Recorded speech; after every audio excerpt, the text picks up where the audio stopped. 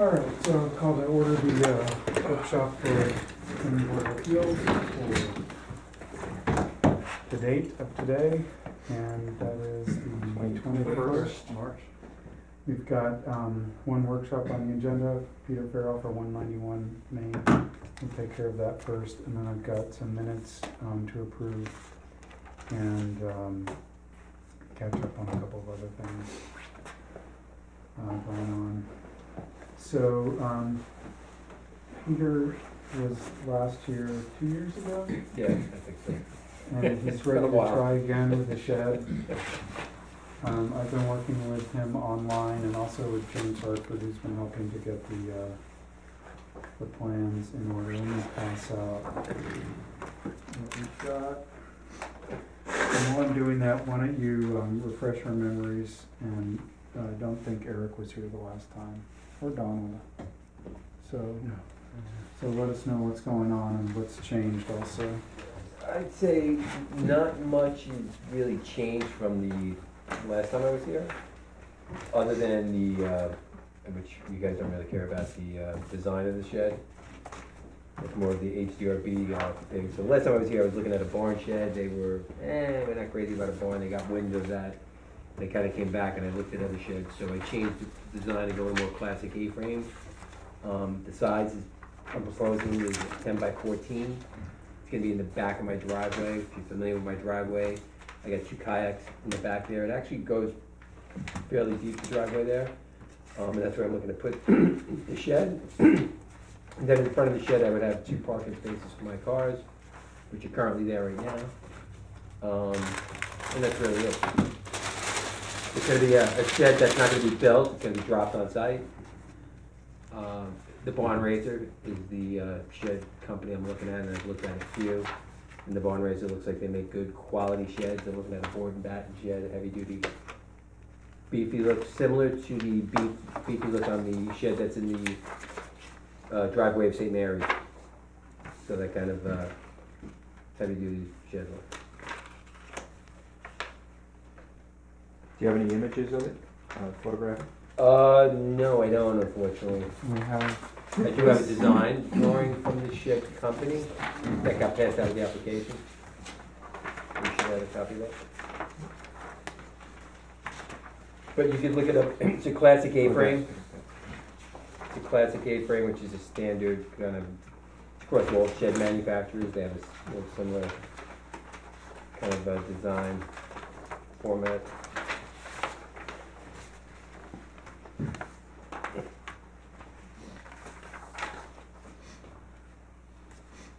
But it would be wood, it's not gonna be vinyl or anything.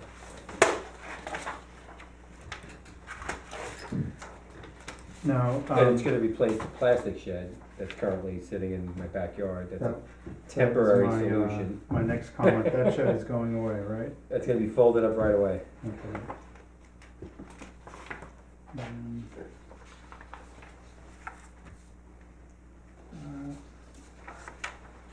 This shed will have a metal roof as well. So I'm gonna try to match it as much to my house, metal roofs as I can, based on what their options are, but it's gonna have a metal roof. So, our goal tonight is to make sure the application is complete and, make sure that everything is on there that the board wants to see. So we'll just take a quick look at that and see if anybody has any comments. So, one thing that I would like to see is for you to, at least on one copy, write in the actual dimensions of the shed here. You can see it says 8 feet to 48 feet, and we've got it on the site plan, but we also wanna have it on your design plan. Okay.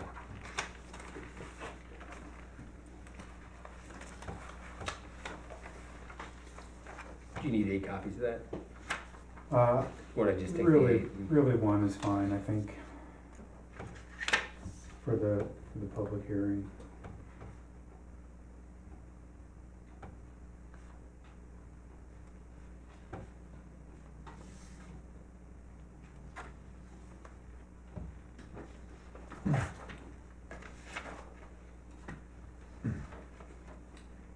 our board going to be concerned only with the issue of setback?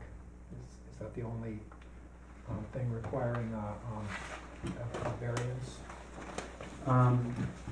It is, that's it, right, the building is not too, it's not too tall. It's not taking up more of the area than it should of that backyard.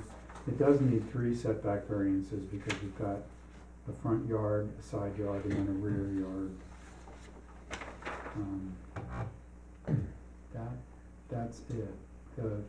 I don't think it needs a lot coverage variance. Where's the conformance sheet? Proposed is 24, and then this is saying 24%. 24%.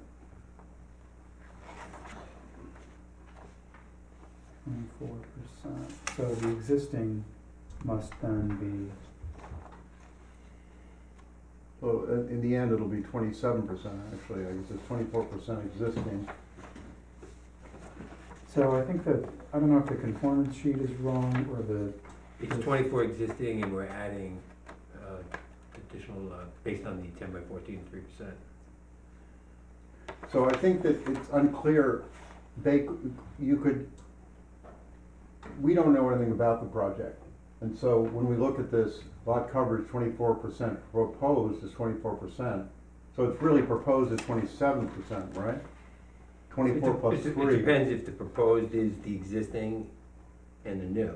It depends, because You're proposing to put a shed on, yeah, the shed's right. only gonna be So- 3% of the lot. so if you've got 24% existing, which you're saying on here you have, Mm-hmm.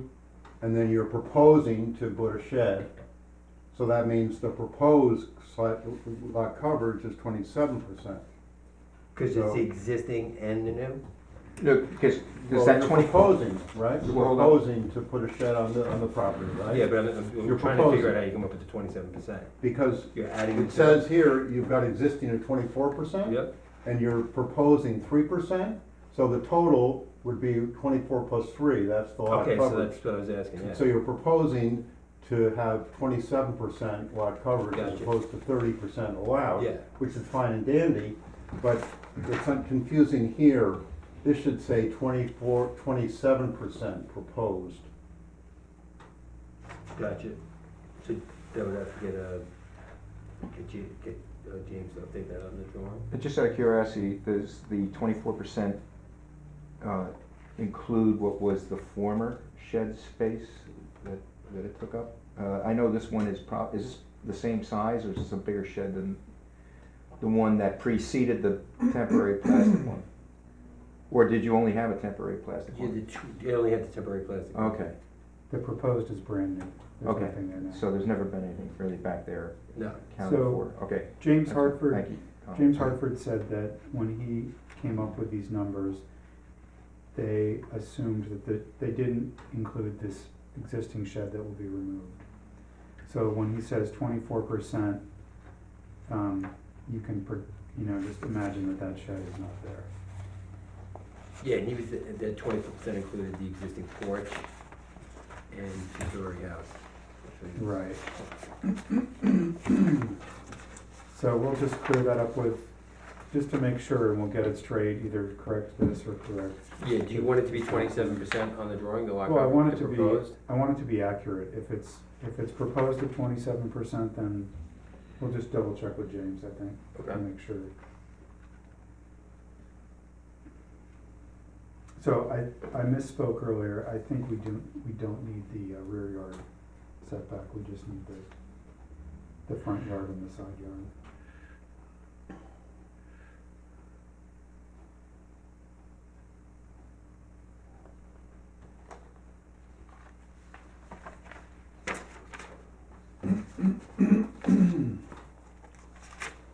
So one thing that I was thinking about is, this is the front yard. It has 2 front yards because it's a corner lot. So the shed should, I think the code says it can't project beyond the front of the main structure. where it faces, so it's not doing that on either side. I'm curious if we're interested in how it lines up with the face of the structure next door. Well, I kind of feel like, and I know that it's not Mr. Farrell's responsibility, but this is like great, but I'd love to see what's going on around this thing. And so, so we're not imagining it, and I was gonna just maybe check a Google map. Yeah, that's easy. So we could see, this is like Yeah. a little postage stamp in the gotta middle figure of the out sea of yeah. nowhere, so. And just for the reason is that, part of the criteria is that it sort of fits in with what may be around you, neighborly wise, as far as, other existing structures and what you're asking for to find out whether or not it's going to change the nature of, the neighborhood or the way things are currently, like, for instance, for your neighboring lots, whether their sheds are at a certain position off the setbacks off property. Yeah, most of them actually in the back of the fences. Well, that may be to your benefit. Yeah, But it that's would- what I'm saying, I'd say 90% of the sheds that I see on the back corner lot of the fence on every property line. But that helps us make these evaluations, Yeah. which we have to go through a criteria. And, we have to see it. So number one, Google Maps is good if you can get. Yeah, and you can see it very See clearly, a actually. I satellite think the view. last time I was here, that same thing came up, and I took a picture of my back door, and you saw 4 sheds just like right from my back door, Mhm. right up on the top of fences. And maybe an overview, of Google Maps Earth. It's gonna be Oh, right. it's right Just, there. take a photograph of that, reproduce it, and so we put it, make it part of our, You could do a screenshot Right. of this or something, and you could kind of, submit that, it would help us understand what's going on a little bit. Too bad they didn't. How zoomed in do you wanna be on that one, man? yeah, sort of an over, from the top and from the sides, photographically from the sides. This is right next to the gate that we approved. Yeah, the gate's right up here, kind of, I think. Yeah. Let's see that. It's in that actual clearing right by the trees there. It's where you go. Do you want the exact Yeah, location? point that- yeah. That's right there, Mhm. right in that little clearing.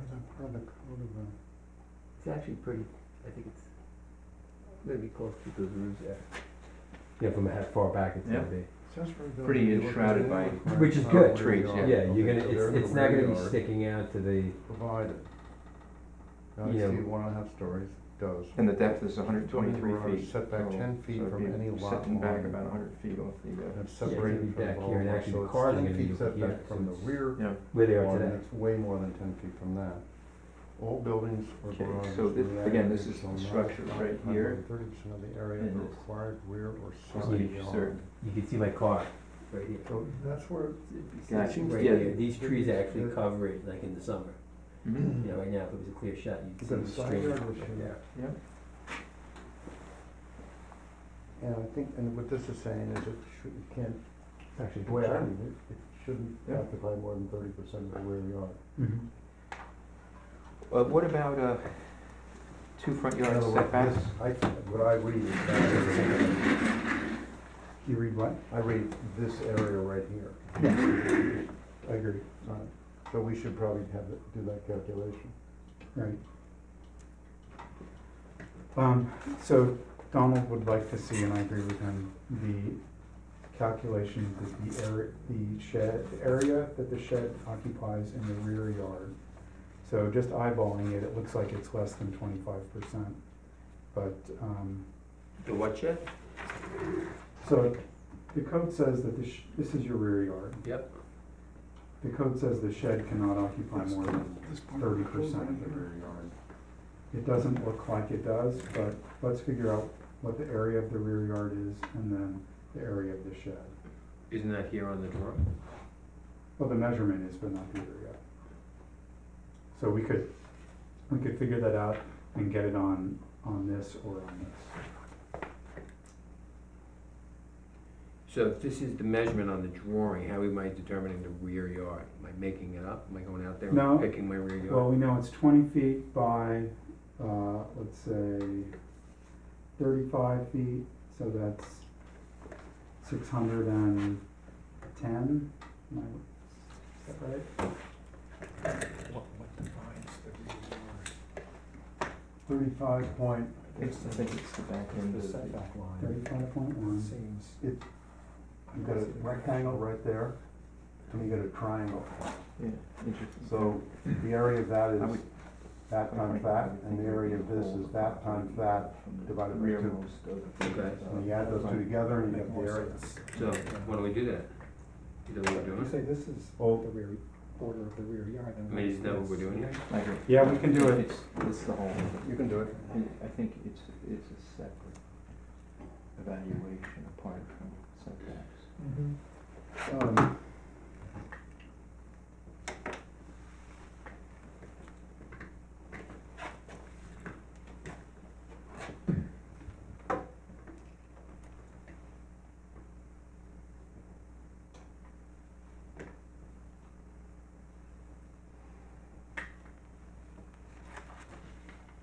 The shed is 140 square feet.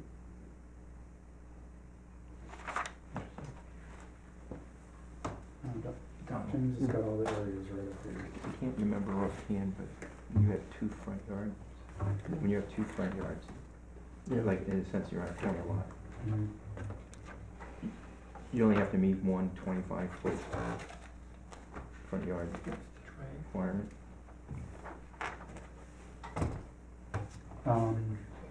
Setback.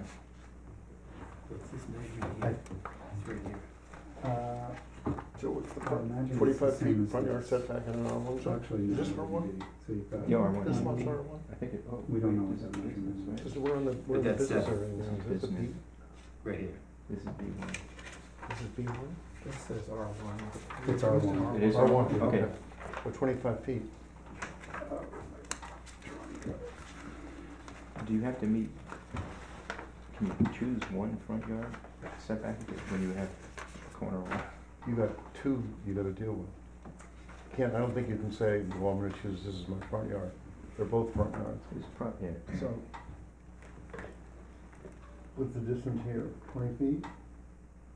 Yeah, we don't know what this distance is. so- Yeah, so, this front yard, no big deal. This front yard, there is a front yard setback issue. You know. I know it seems like a lot of flunking around for a little shed, but we didn't write the code, so Oh, we're no. just trying to, you know. And We're trying to do it so when you get finished with this living hell, you won't have to go through it again. oh, I totally agree with you. I mean, I So- just wanna make sure that I have no idea what I'm doing when it comes to trying to determine the correct numbers here. And I actually sat in James's office with him, and he was scratching his head, so I said, oh, it's not me, so this is good. So how we come up with these numbers, you know, I need your help with in this workshop. Did you come up with the numbers? No, because I have no idea what the size of this triangle is. What's the area that you got for the rectangle? I had 702.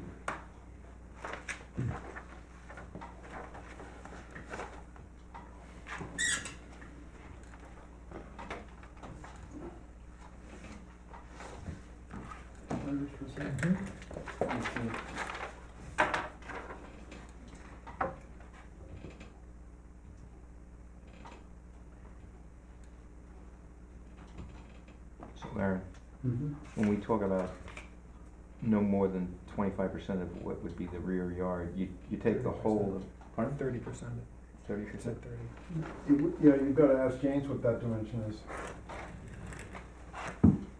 I'm sorry, what was the rectangle? In other words, if we can't know, this is it's not parallel, so it's getting bigger. So this dimension, we know what this dimension is, but we don't know what that dimension is. I think. And that's the, we know it's a 35'10", but we don't know what this length is, and we need to know what that length is to figure that out. I mean, you can make an assumption and go bigger, you know, but, you know, it's one of these lots, it's not rectangular, so it gets, it's like the other one, it gets, kind of messy. We ended up making a Just scale it, scales. It's 1/8 of an inch.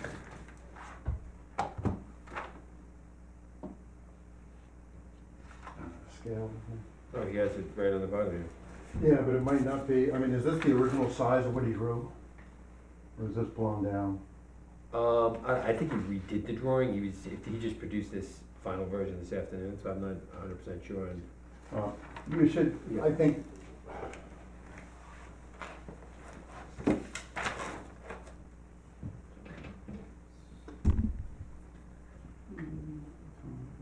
The proposed shed by its dimensions should not exceed 30% of the entire rear yard, correct? Yeah. So we've got it's about 20%, not even adding in the triangle. So we're good there, but let's get it on we don't need an area variance or variance for the rear setback, the coverage. But let's get that on this. I will send you the measurements and we'll put it on, or we'll get with James and do it. So We're gonna do I'm He might, gonna tell James what we need to have, and and then, he's gonna make it more precise so that it's written down for the future, right? yeah, I mean, that would show that there isn't an issue with it. right. All right, so we've got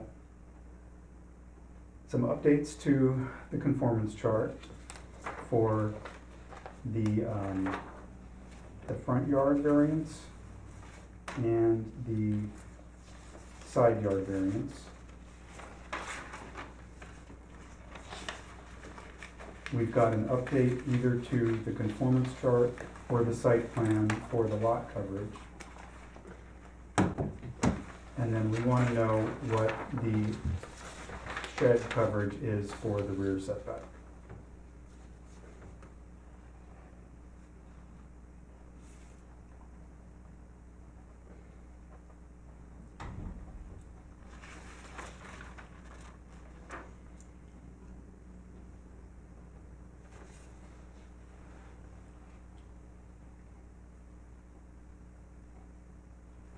Does that make sense? No, so say that again, please?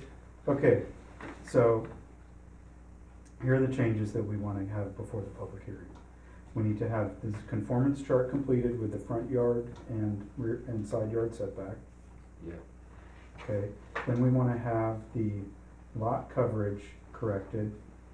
Either it needs to be corrected on the site plan or it needs to be corrected on the conformance chart. That's the overall lot coverage, Right, which we were talking about 27%. right.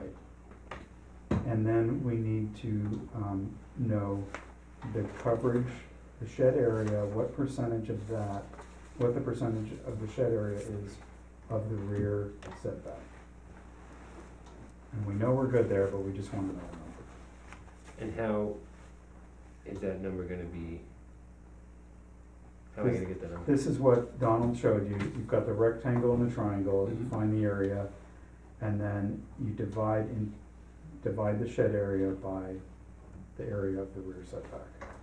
So we can figure out the rectangle, but we can't figure out the triangle easily. James can probably draw some lines on his program and do that.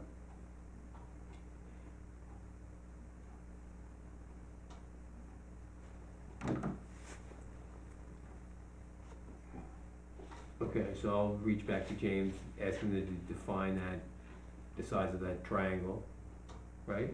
He's gonna have to give me that number. And Or he could just do the calculation and figure out what percentage of the lot, of the setback the shed occupies. Yeah, if the entire rear The rear yard setback, yeah.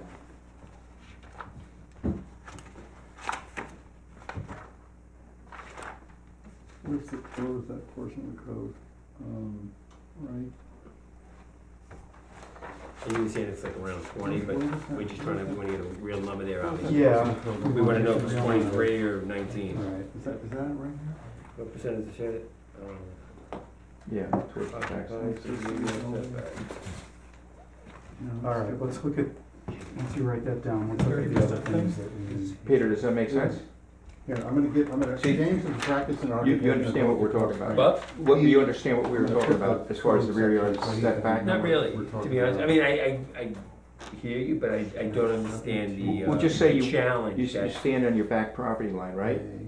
And you walk 20 feet forward off that back property line towards your house, okay? Of that entire space, going to your left, to your right, and behind you, as you're facing your house after walking 20 feet off the property line, the shed appears to fit, you have that shed fitting within that entire space, correct? Yeah, Okay, what percentage of that rear setback, which is 20 feet, does that shed take up if you look at the entire?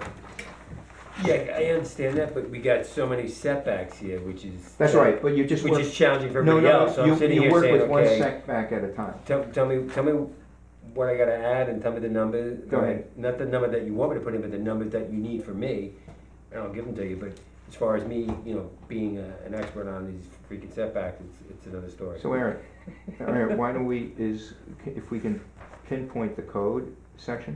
That's just what Donald has done, and we can pass that on to James Hartford, who's gonna help. So James gonna know exactly what that means. Yep, He should. He's right here on Main Street. He's a practicing architect. He's Oh, yeah, that's why I have doing him. residential projects. I'm sure that he knows the code up and down, and I'm just reminding him of that section of the code, and that's the section that we're concerned about. Yeah, And he will be able to go through it and then give you what the information you need. yeah. So instead of us doing it here, which really isn't what we should be doing. Well, I thought the workshop was to make sure that whatever I got, because Right. I may not be someone that can hire James. I Right. might be a piss poor homeowner that can't hire James. And I was hoping that the village had a workshop that could help me fill out a form so I can get a shed. So at the end of the day, that's what I thought workshops are about. That's, we're discussing it now, but if there's a confusion or misunderstanding about some of what we're telling you, the section itself does fully define it. If you didn't understand it and James went back over and says, this is what it means, or this is what they're looking for, that way you know. And we'll give you the section. It would take a second. James is 95% there on his analysis, and he's just gotta make a couple of changes. And Yeah, it won't and I take think him, we're overcomplicating that. to it be won't honest with take him, you. I think we're overcomplicating that. That 5% is being overcomplicated. We're at 95% there. We just gotta highlight, this is what we need, and then we just get it, and then we just do it. I would send an email and, Yeah, I will send an email to James and we'll see what happens. yeah. All right, let's go through the checklist to make sure we have everything else. You paid the escrow, you've got that. You paid the application fee, you've got the denied building permit. Yep. Is this Donald's yours? Is that the code? That's Donald's. Yeah. We've got the deed, we've got the current property survey, the last one. We've got the proposed site plan, we'd like to see the changes we discussed there. Got the design plan, we just need a copy of that with the actual size written on it. We've got the environmental assessment form, that's fine. The conformance chart, we talked about the change there. So we're all good. I just wanna review the people who will be contacted and how that happens. So you've got St. Mary's, that's right across Chestnut. Yep. You've got Todd and Tom right next door at 6 Chestnut. You've got Ruth at 193, I assume she's your neighbor to the east. Yep. And you've got Whistling Willies, they're right across the street. That all looks good. I'm wondering if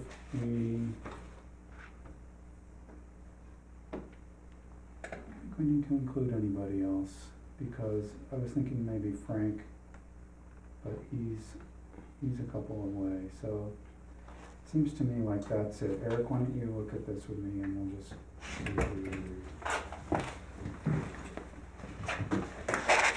so we've got, here's the house, Mhm. here's the shed, so we've got 6 Chestnut, we've got the church. Maybe you'd like to be notified. No, I don't need to be, cause I'm here, so. You can probably see it. We've got Whistling Willies, and we have his neighbor right there. Mhm. I mean, you might actually be the only other house that that has a good view of it. But I'm here, so Right. it's sort of absurd to, by definition, I know about it, so. Okay, I can't imagine, I mean, I guess in theory, there's a sight line from this house, from the front yard of this house, but that's. I'm sorry, which one? The next house over, Oh, to the east, or to the south. yeah, maybe we should notify them also, just to be safe. All right, we're gonna add one more to your list. And it's the house on the other side of 6, so this one right here. I don't know what the Inside address. 6. Is that 8? You're talking, the one, Next to yeah, Todd. Richard and Diane. Okay, Yeah, I can add them to the list. all right, great. So I'm gonna send you instructions on what to send them when we, create the notice for the public hearing, which I'm happy to do, at our next meeting on April 4th. But what just to review it in advance, Yeah. you'll make a copy of the notice, you're gonna go to the post office, and you're going to, send a copy to each of the people we've talked about, including Richard and Diane, Yes. okay, at 8. And it's gonna go, return receipt requested, and they're Yeah. gonna give you little blank sheets, little squares, and you're gonna write the address on the corresponding one that you sent, so that we know where they went to. You don't have to get anything back, but we do need proof that they got mail And that is registered mail or certified again, is it? out. What is I think the, it's called certified, Certified, return right. receipt requested. Yeah, the return receipt request, yeah. You can also do it online these days, I think. Okay. Have we been completely filling out all the cards, just to make sure, you know? yeah, I'm asking everybody to put the names of the recipient on the cards that they get back, so that we're not handed a stack of blank cards like we have done. So that's it. We can, if the remaining board members agree, we can schedule a public hearing for our next meeting. And then we can, we'll run the ad in the paper, you'll show up, you'll make a presentation to the public. We'll ask you questions, the public. On that next meeting? Yeah, Okay. the public might ask you questions. We will most likely take a vote, and then you'll get approval from us, or you won't. If you do get approval, it's not permission to buy the shed, you still have to go to the historic board. I mean, you can buy it, you can't install it, you don't have a building permit yet. Yeah. You still have to go to the historic board, and once you get through them, then you have to wait for the building permit. Now, that's you guys referring me to them when there's an approval? Yeah, we'll let them know. Yeah, and then that's another process I go through. Right, they're gonna be more interested in what it looks like. Yeah. So is everybody okay with, going ahead for a public hearing? Mm-hmm. Yeah. I think the remaining items are pretty small, and I can help, Peter and James clear them up if there's any question. Thank you. And just so I could write it on my calendar, looking forward to the public hearing, what date would that be? That would be? It's April, I'll just confirm, April 4th. Okay, It's the first Thursday of April. Is that the gotcha. right? Sorry, I can't do anything without Google these days. Okay.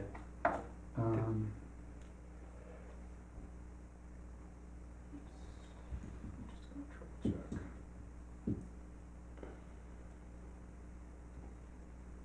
April 4th, yes. So it'll be 7:30, we'll be here. And I would do a presentation similar to kind of the overview I gave before? Yeah, you. Bring some visuals if I got them? Yep, you're presenting to the public and us, so you wanna, if you have neighbors who don't want you to, you may find some that he doesn't like the idea of a shed there, so you wanna be able to present evidence against them.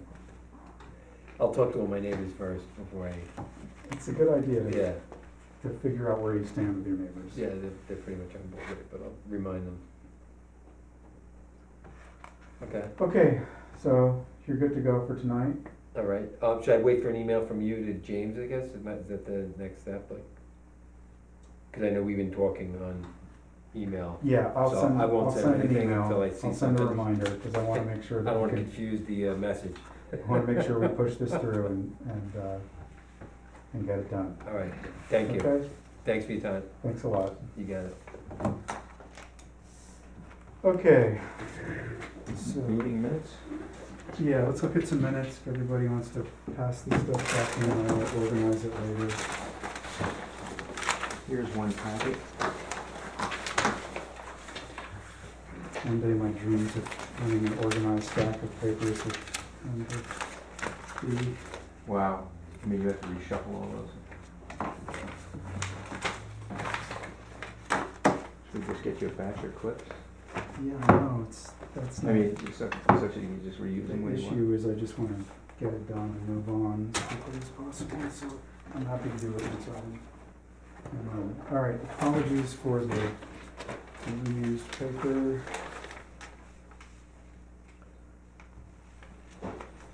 Um,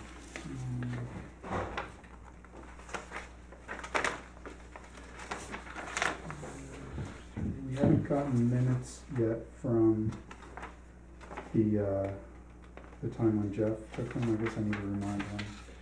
Which date are we talking about now? Right now, we're talking about, February 7th.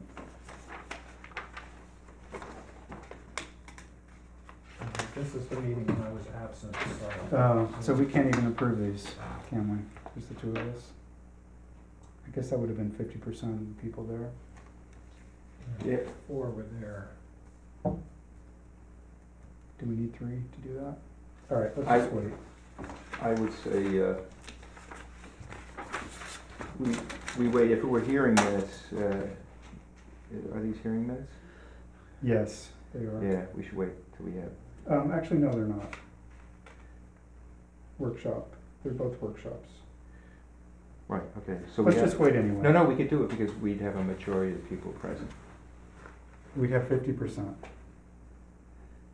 2 out of 4, right? No, we would have a majority, all we need for a quorum is 3. And we'd have a majority of that 3 All right, to take action. Because if we were just a board of 3, which we have been, if we voted on things, it became 2 to 1. It would. all right, I'm happy to go ahead with these. I'm just letting you know, that's the way Okay. it would work. So let's do it then. Uh-huh. Eric was absent.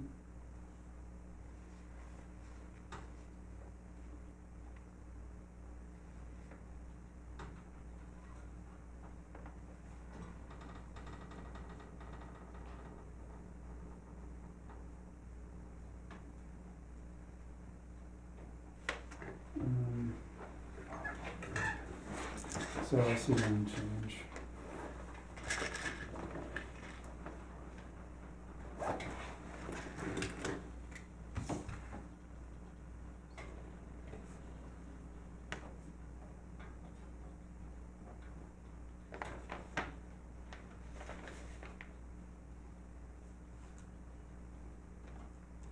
Oh, I forgot to tell Peter about the sign.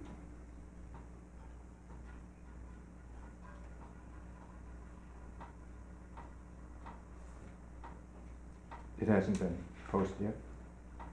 It has been, they don't have to do it between the workshop and the hearing? He needs to put it up 10 days before the hearing, so, That'd have to go up, let's see, it's gotta go up, within the next 3 days. yeah, other weekend.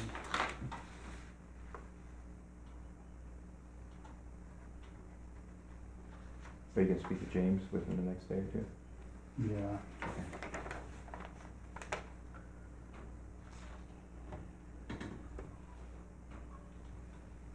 So, let me know when you're done.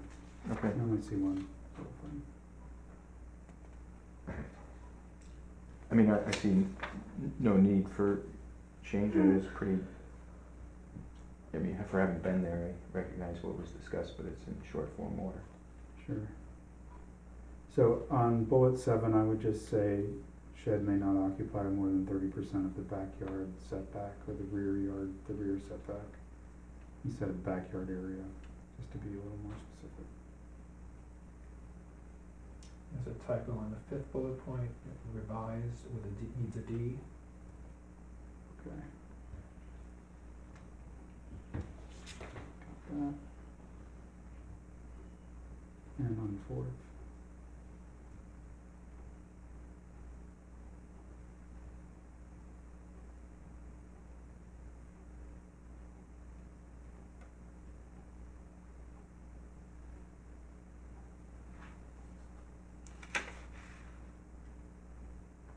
Yeah, other than those small ones, I don't see anything.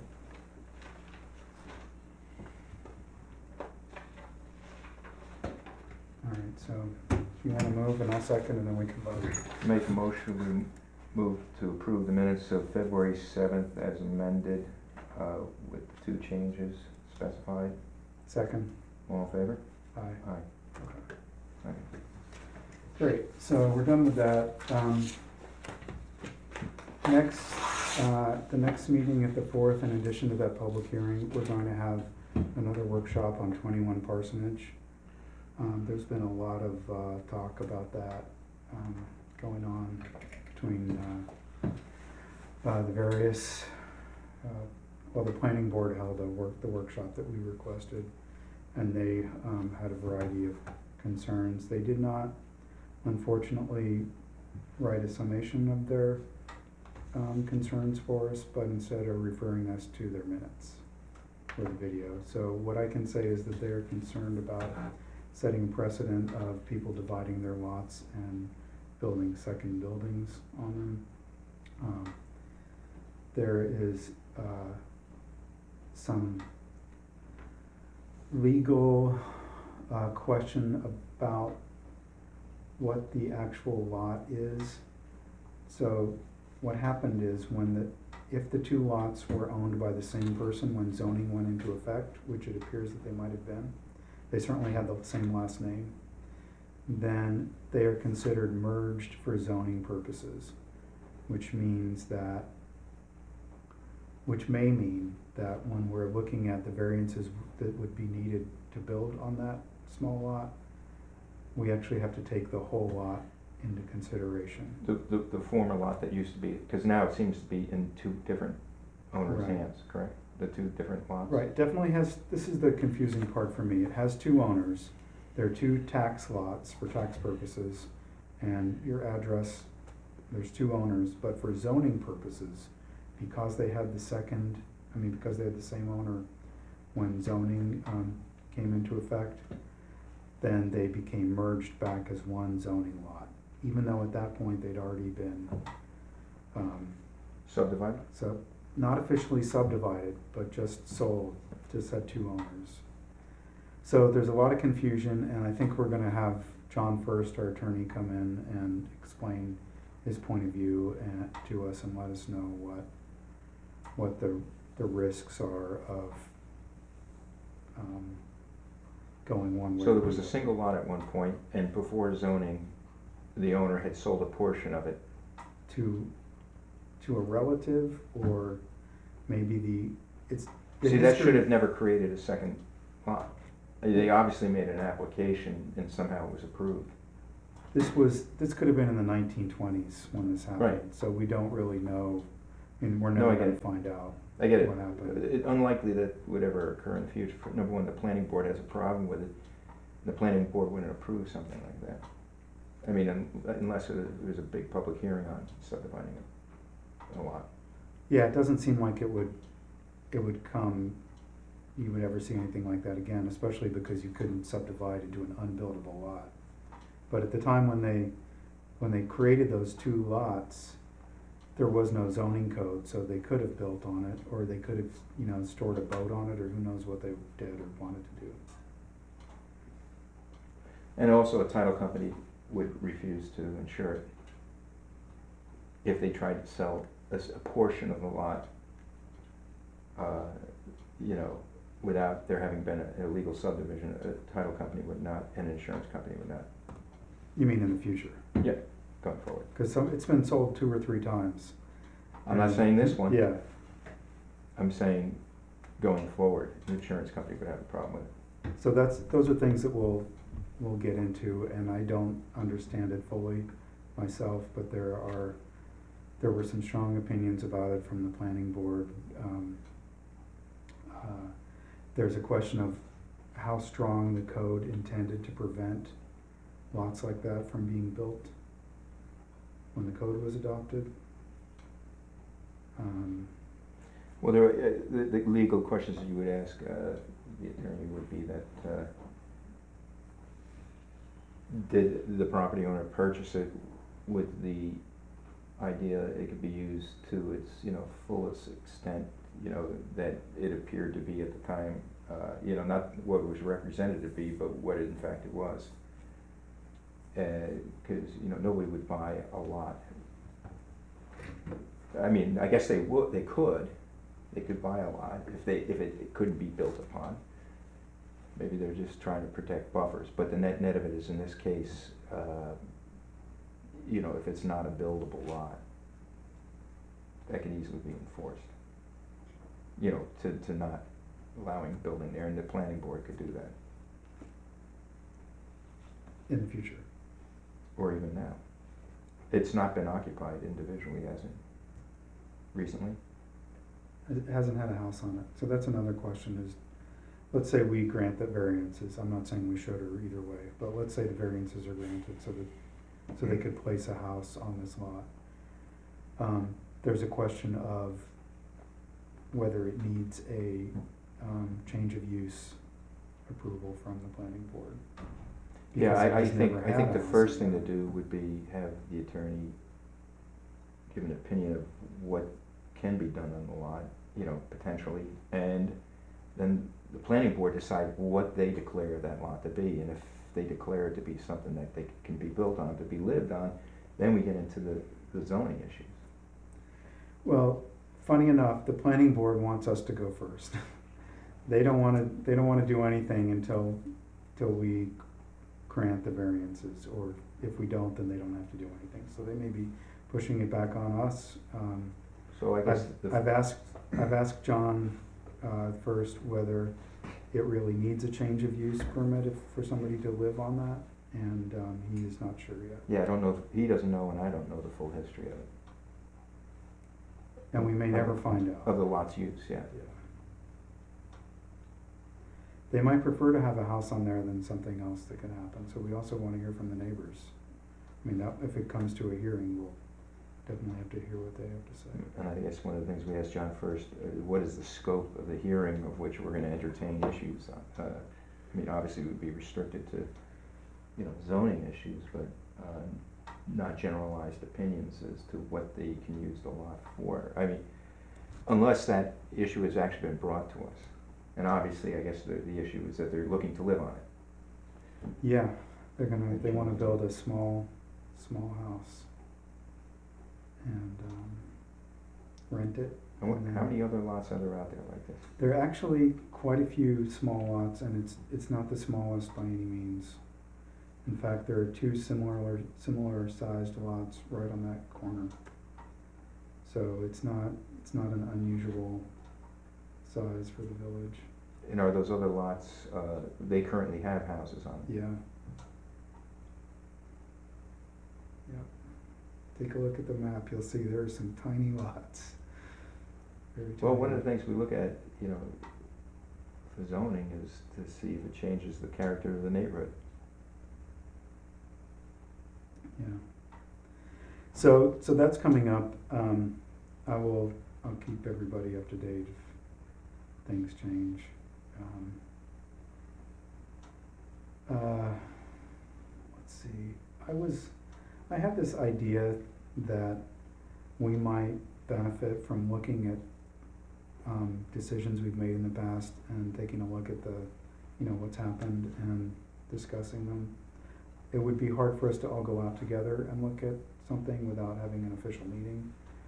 But I wondered whether anybody else had interest in that. And the reason that I bring this up is because of. So looking at that particular lot? No, things that we've done in the past. Okay. And the reason that I was thinking of, just so we can see we don't always see the effect and understand it fully after we do something.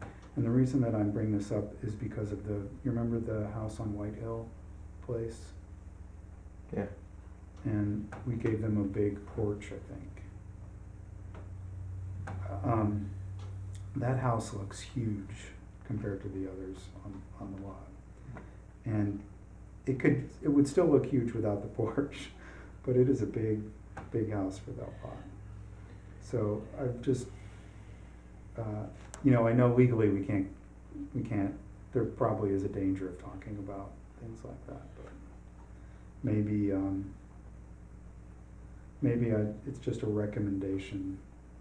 Well, we that- can call workshops or whatever and to openly discuss issues, more particularly, if they come before us. But as long as we're all together, and I don't know if there's a particular notice that has to go out, but there is some form of notice where we have to do something of record where we identify we're getting together and Yeah, just either, both looking at former decisions and visiting sites, yeah, It's something we should do, because one of the things that we're held to abide by is, in part, even though every case is the same, precedent. That we have to be consistent Mhm. and not arbitrary in decision-making. And in order to do that, this is a bit of an education on how to get there. And Right. better understanding the character of your own neighborhood.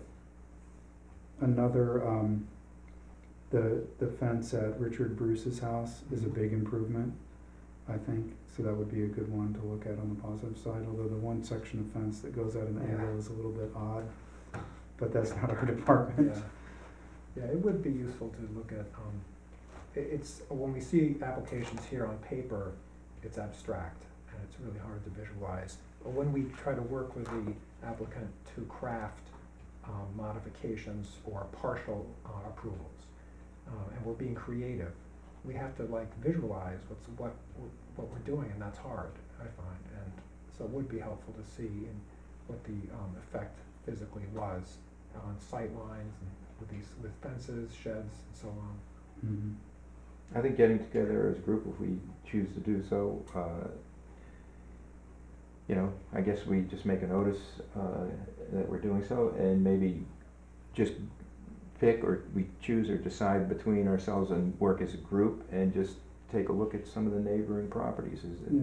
as you indicate. I mean, some of them are easy enough for us to see, like the fence and the flower shop and, I guess the one down at Depot Square, that was when I first joined the board. There's barely any change noticeable from the street. They never built their pergola after all that talk. Anyway. No, but this is important, just like Eric said, you have to be able to, a little bit visualize what's going on, and sometimes if we come down to very, we know they're gonna be sensitive cases, I think maybe that we go out and visit a property, as a group, identifying we'll be doing so. We could do that at a workshop, if we feel that it's gonna be a difficult thing, and then we, as far as, we probably independently, if it came into looking at records, we'd have to go in, and we could do it jointly or independently, Yeah, just to look at past histories. okay, And it wouldn't hurt that if we came up to a hearing or at a workshop and, somebody said, well, I went in and I looked at the public records. That is no problem saying that in that particular public record, and this, they were looking for this and this is what was given. It's sort of, that can be done, so independently walking in. But anyway, I agree with, in general, what you're saying. well, I'll bring it up again at our next meeting. Yeah. I don't have anything else, does anybody? I'll move to close the hearing, or the meeting. I second the motion. Okay, All in favor? meeting is adjourned. Thank you, Mike. Thanks, Mike. Thanks for your editorial eye.